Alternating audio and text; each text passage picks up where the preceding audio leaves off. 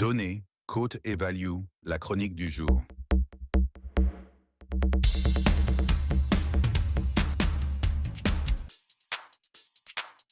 Bonjour à tous, deuxième chronique de la semaine de Aérotime Sport et Investissement. J'espère que vous passez un bon début de week-end. Petit débrief sur l'analyse de la dernière chronique et on établira ensemble l'analyse sur la finale de la Ligue des Champions. Pour le gros match du jour, on avait sélectionné la finale de Conference League entre le Betis Séville et Chelsea. Petit clin d'œil historique avec une tendance qui pouvait nous aider à construire notre analyse. Les 9 dernières finales européennes jouées entre clubs espagnols et clubs anglais ont toujours tourné à l'avantage des Espagnols. Donc je prédisais un match très accroché et difficile pour Chelsea. Le Betis Séville, emmené par un très grand Isco depuis quelques semaines, restait une équipe très pragmatique qui laissait régulièrement le ballon et qui piquait son adversaire en contre. Pour Chelsea, saison réussie avec la qualification en Ligue des Champions, après une deuxième partie de saison très poussive, un peu à l'image de son joueur Cole Palmer, moins en réussite et dans le dur physiquement, avec une potentielle équipe bis de Chelsea et les 48 heures en moins de repos par rapport au Betis Séville, je vous proposais la cote, les deux équipes marquent valorisées à 1,68. Ouverture du score du Betis méritée pour le Betis qui a clairement surpris Chelsea dans la première demi-heure et qui devait ensuite réagir.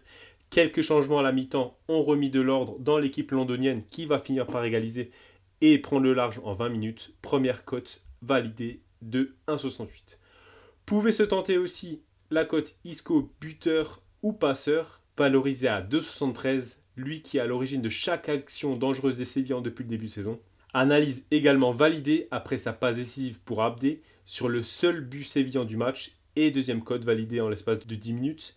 Et pouvait se tenter également avec une plus petite mise, même si je n'aime pas trop la notion de pari fun. Victoire finale du Betis Séville côté à 2,90. Dans un possible match accroché avec une équipe bis de Chelsea alignée, c'était clairement possible. Et le plan du Betis a tenu plus d'une heure avant que Cole Palmer en décide autrement en délivrant deux passes décisives coup sur coup. Victoire des Blues 4 buts à 1. On enchaîne l'analyse de la grande finale. Paris Saint-Germain contre l'Inter de Milan. Deux équipes méritantes, régulières, fortes offensivement, fortes défensivement et emmenées par deux coachs avec une expérience certaine des grands rendez-vous au centre de leurs projets respectifs, la force du collectif. Très difficile de définir un vainqueur dans une vraie opposition de style, un PSG créatif et dominant face à la roublardise et le pragmatisme des Italiens de l'Inter. Niveau confrontation, aucun historique officiel hormis les matchs amicaux de pré-saison. Au niveau du profil du match, je vois d'entrée le PSG confisquer le ballon et l'Inter bien en place défensivement pour un début de match logiquement fermé. Rappelons-le, sur les 6 dernières finales de Ligue des Champions, 4 fois le score de 1 but à 0 et 2 fois le score de 2 buts à 0. Donc des matchs rarement ouverts vu l'enjeu et la pression pour une finale européenne. Ce qui sera sûrement le cas pour deux équipes qui ont perdu leur dernière finale de Ligue des Champions sur la plus petite démarche 1 but à 0 et qui ne voudront pas revivre cette expérience.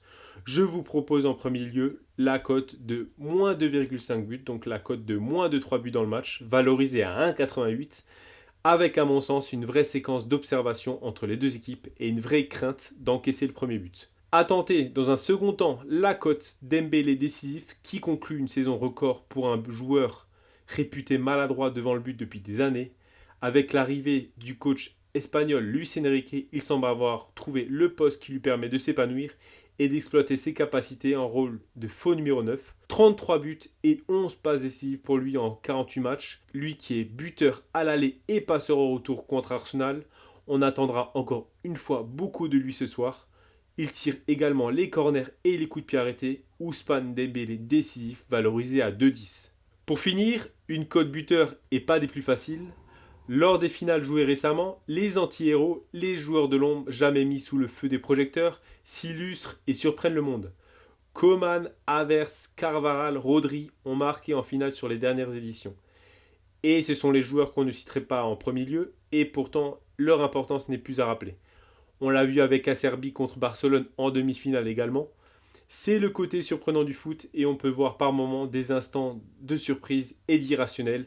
Et ce soir, il faudra être surprenant. C'est aussi probablement le seul moyen de marquer dans des matchs analysés au peigne fin les courses des attaquants déjà vus et revus et tous les autres détails sur vidéoprojecteur. Alors pour ce soir, je vous désigne Marquinhos buteur prolongation incluse pour le Paris Saint-Germain.